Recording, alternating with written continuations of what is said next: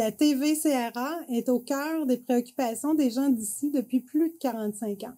C'est donc un honneur pour moi de soutenir et de contribuer à l'essor de la télévision communautaire de la région des Appalaches. Bon visionnement.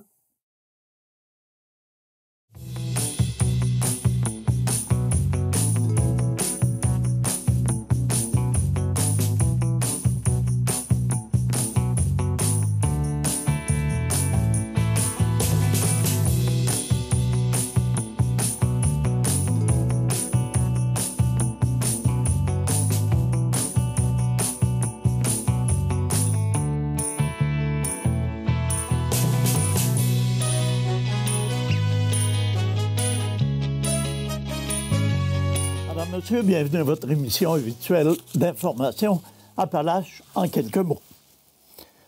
La construction de la ligne interconnexion Appalaches-Maine va bon train. Un peu plus de 50% des 315 pylônes ont été montés jusqu'ici. La ligne part du poste Appalaches à Saint-Adrien-d'Irlande, près de Thetford, pour se rendre à la frontière du Maine pour une distance de 100 km. Elle traverse 11 municipalités et chaque pylône est érigé sur une propriété privée. Chacun des pylônes est constitué de 7 sections qui sont assemblées séparément pour être montées. On compte environ 1000 boulons par pylône, serrés un à un à la main. Le montage complet d'un pylône sur ses fondations demande environ une journée et demie de travail.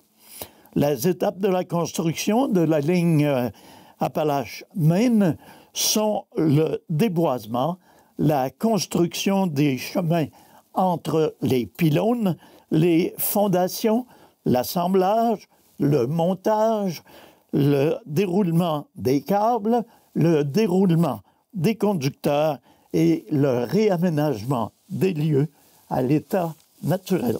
Samedi dernier, pas moins de 75 représentants des municipalités, des fabriques, d'organismes en patrimoine et en histoire, des comités de consultation et d'organisation locales, des comités sur la requalification des églises et des citoyens se sont réunis pour réfléchir à l'avenir des églises de la région. Organisé par la MRC des Appalaches en partenariat avec Artefact Urbain, l'événement s'est tenu au studio-théâtre Paul Hébert à Thetford Mines grâce au soutien financier du gouvernement du Québec et de la MRC des Appalaches dans le cadre de l'entente de développement culturel et de Desjardins.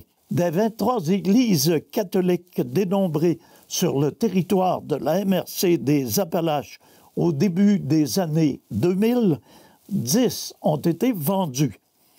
4 sont la propriété des municipalités, à savoir Sainte-Clotilde-de-Beauce, Saint-Jean-de-Brébeuf, Kenners Mills et Hadstock, secteur Saint-Daniel. 5 ont été acquises par des promoteurs privés et un bâtiment appartient à une coopérative. 13 églises sont toujours la propriété des 4 fabriques présentes sur le territoire de la MRC et elles sont rattachées au diocèse de Québec et de Sherbrooke. Il y a encore 6 églises anglicanes ou autres confessions religieuses établies sur des sites patrimoniaux. Les participants à la rencontre ont fait le plein d'idées sur différents exemples de projets de transformation inspirants réalisés par des municipalités, des organismes sans but lucratif ou des entrepreneurs privés.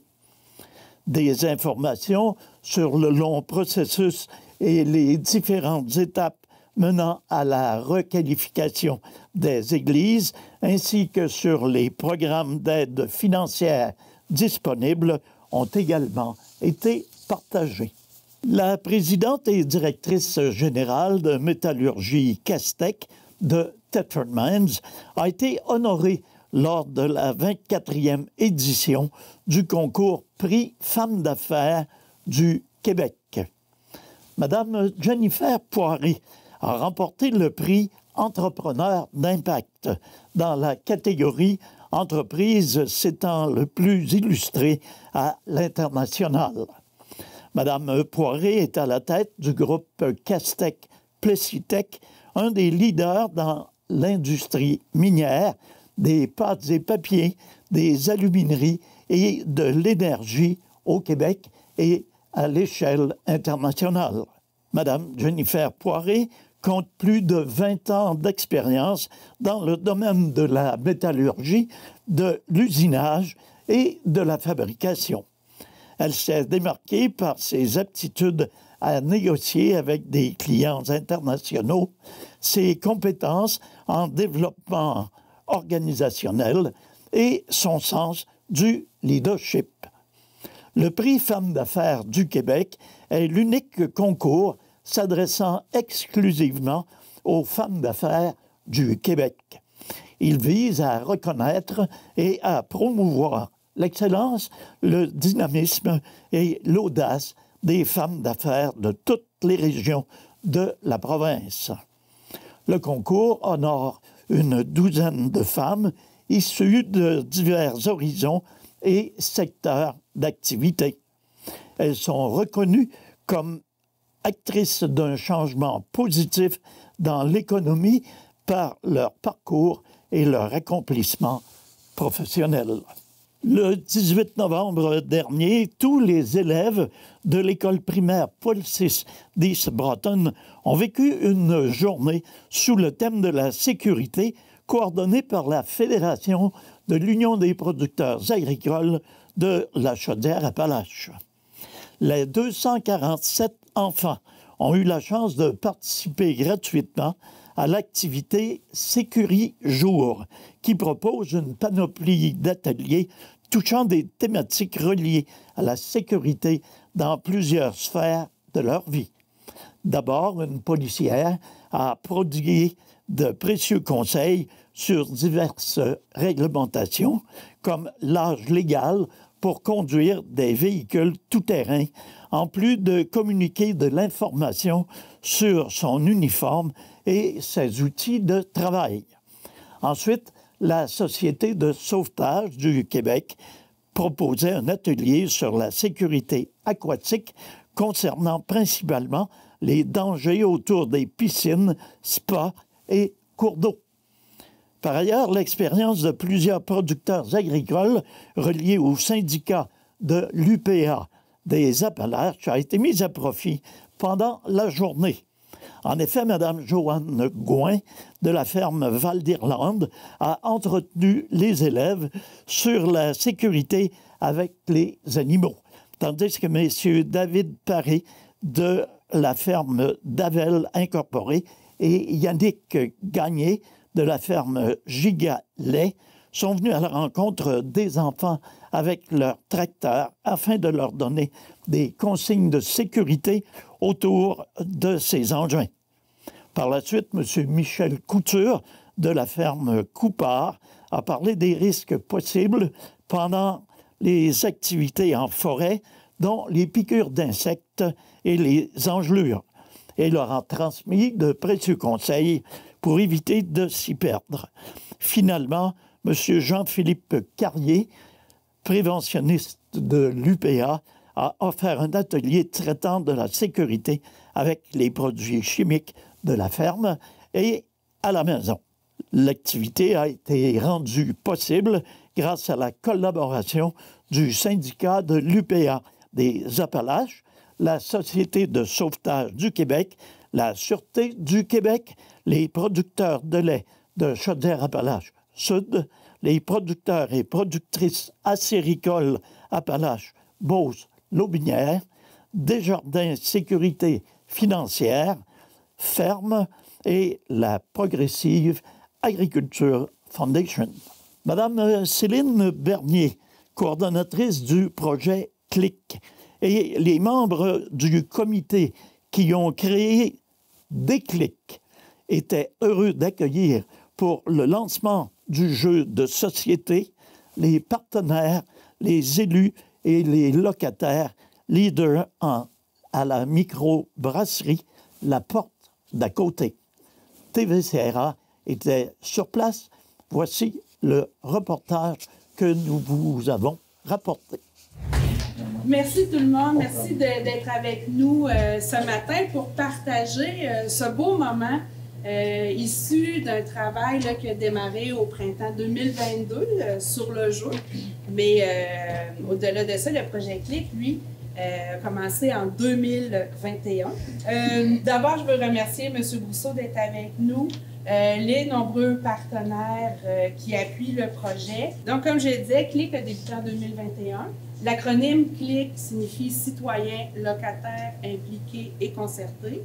Comme l'a dit Jimmy, c'est un projet qui rejoint la grande région de Chaudière-Appalaches.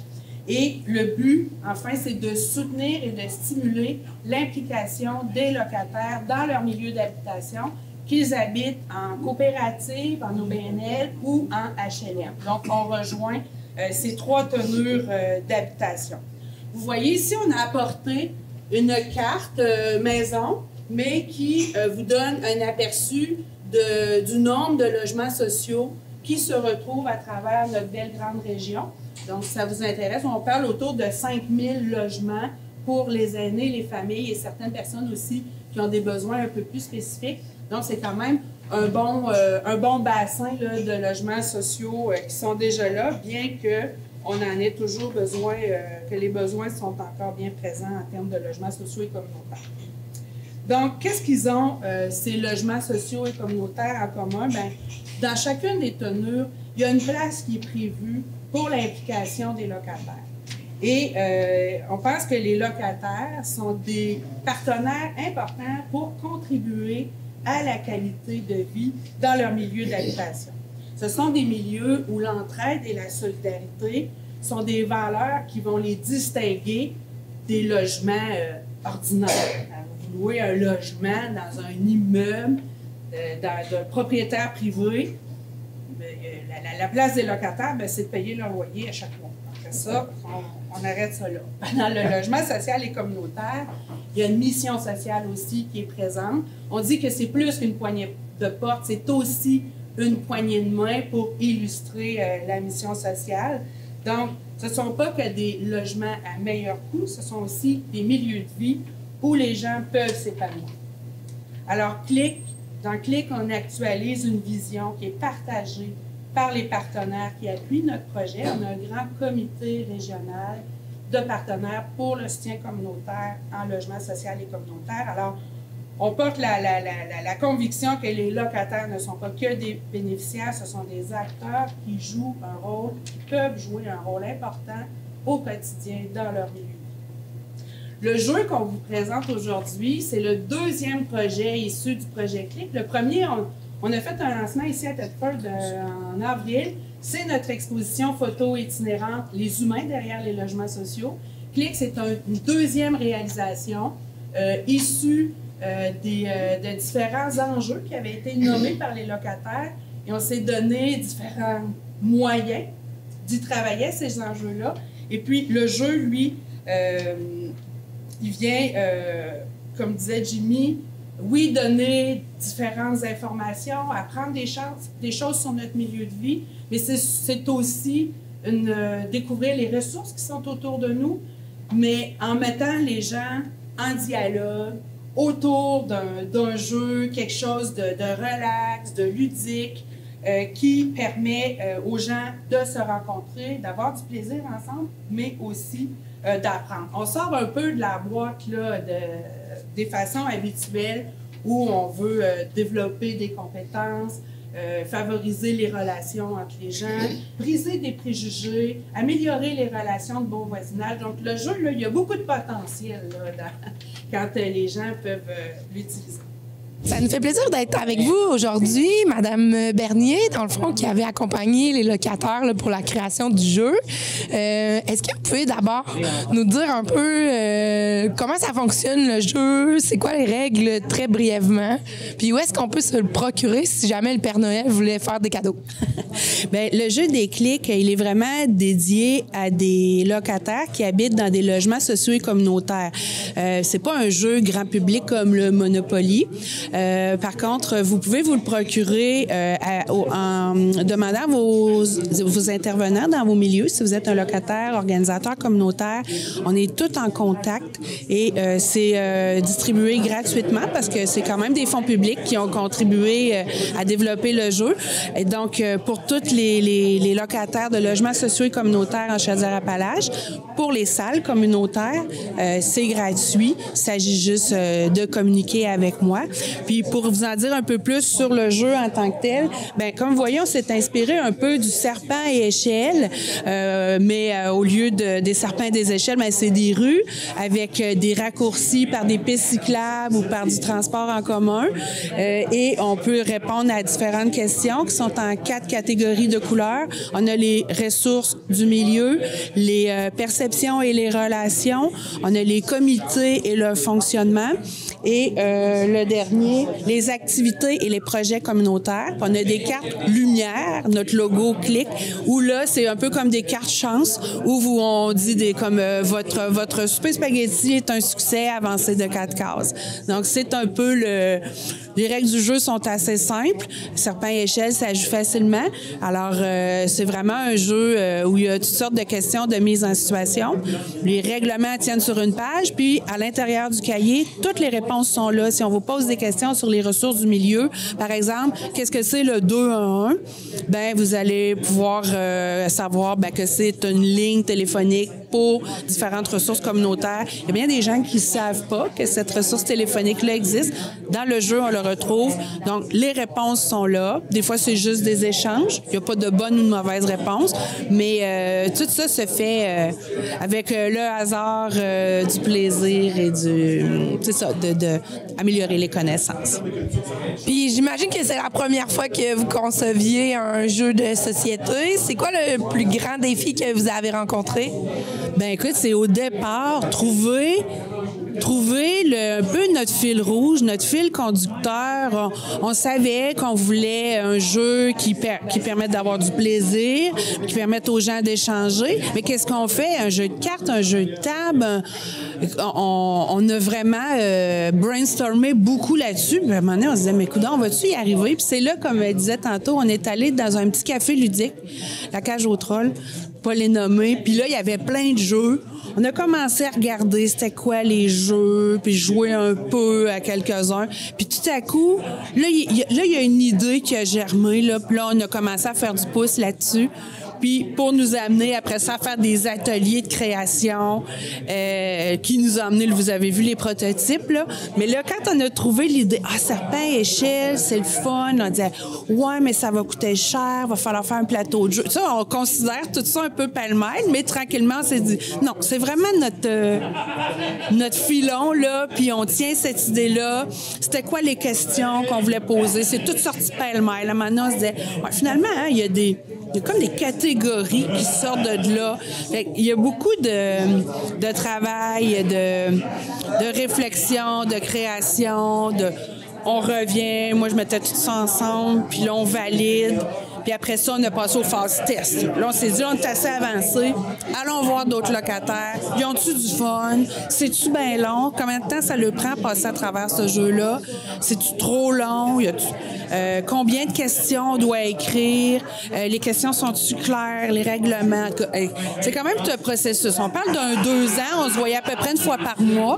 Fait que quand même, je trouve que quand on prend du recul un peu pour tout ce que ça comporte, c'est quand même un bon résultat, là. Le jeu, là, tu sais, au début, ça coûte pas très cher, là, amener du café à Réunion, puis après ça, des petits prototypes, là, des post-it, des cartons, ça coûte pas très cher, mais quand on parle là, de produire le jeu, faire le design graphique, puis on en a fait produire 250, on est autour là, d'un 10 à 12 000 là, pour le projet là, total. D'autres idées pour l'avenir, j'imagine? Là, c'était votre deuxième projet. Écoutez, il y a toute la trousse d'accueil des nouveaux locataires qu'on est en train de finaliser, qu'on voudra probablement vous présenter d'ici l'hiver. Puis, pour le jeu en tant que tel aussi, peut-être une extension famille, parce que là, on s'adresse aux adultes, mais dans les logements sociaux et communautaires, il y a aussi des enfants, des ados. Donc, on aimerait ça les rejoindre aussi, peut-être ajouter des cartes, en tout cas, on va voir. Puis, il y a d'autres régions du Québec qui sont fortement intéressées. Il faudra peut-être adapter les cartes sur les ressources du milieu à ce moment-là. On réfléchit là, à un projet pour le rendre transférable à l'échelle du Québec parce qu'il y a vraiment beaucoup d'intérêt dans les autres régions. La ville de Thetford Mines est heureuse d'annoncer la construction d'un tout nouveau complexe résidentiel multifamilial sur la rue de la Nature. Un projet ambitieux porté par la société immobilière VF. Au total, c'est un montant de 2 484 000 $ qui sera injecté dans ce développement immobilier. Le projet propose 12 logements modernes répartis en 4 unités de 5 pièces et demie ainsi que 8 unités de 4 pièces et demie. Idéal pour les petites familles, les professionnels ou les couples, ce complexe a été conçu pour répondre aux besoins d'une clientèle variée en matière de confort et de fonctionnalité. Les travaux sont déjà en cours et la livraison est prévue pour le printemps ou l'été 2025. Des logements seront disponibles dès le 1er juillet 2025. Notre ville est en pleine croissance et cette effervescence est soutenue par des promoteurs immobiliers engagés comme la société immobilière VF, de déclarer le maire de la ville de Thetford Mines, M. Marc-Alexandre Brousseau. Grâce à leurs initiatives, nous pouvons répondre à la forte demande actuelle en logement, tout en enrichissant notre offre domiciliaire, de conclure M. Brousseau.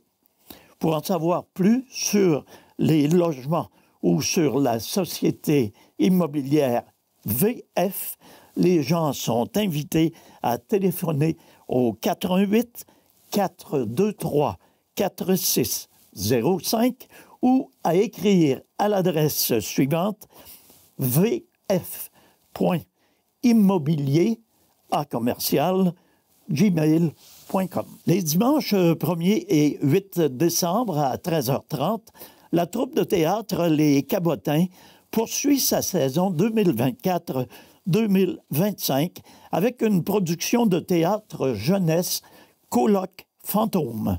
Un rendez-vous à mettre à votre agenda pour apprécier cette comédie fantastique familiale mise en scène par Guillaume Bernier, Émilie Banville, Myriam Bolduc, David Côté, Odette Grégoire, Stéphane Grégoire, Julien Jacques, Anthony Laflamme, Audrey Macré, Émilie Macré, Delphine Poulain et Mathias Vachon en composent la distribution. C'est en collaboration avec le Centre de services scolaires des Appalaches que la troupe présentera cette pièce à plus de 700 élèves au cours du mois de décembre. Le but partagé par la troupe et le Centre de services scolaires des Appalaches est de faire vivre aux élèves une expérience de théâtre enrichissante. La Fondation des organismes communautaires de la région de l'Amiante et le comité organisateur du Salon des organismes 2024 sont ravis d'inviter la population à la 2e édition de cet événement inspirant à la rencontre de notre communauté. Nous terminons notre bulletin en vous rappelant des dates importantes. D'abord, le 10 décembre, en collaboration avec la Déclaration universelle des droits de l'homme, le groupe d'Amnesty International de Thetford organise un marathon d'écriture qui se tiendra à la fromagerie Victoria le 15 décembre, donc entre 13h et 16h30.